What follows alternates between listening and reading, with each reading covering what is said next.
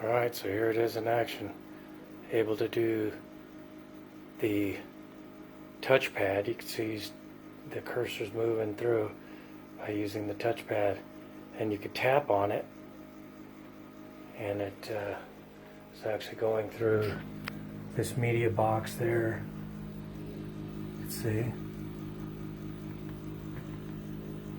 So he's able to fully navigate with this, and we plugged it in with the receiver and it just auto detected it and it was off and running. Much easier than this little remote. Night and day difference, especially when he has to type in the web address to get the updates for this media box. Anyhow, I couldn't be happier with this thing. Awesome.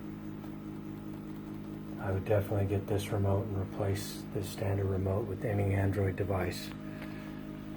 Haven't tried it with any phones or anything like that, but for these media boxes, it's killer because it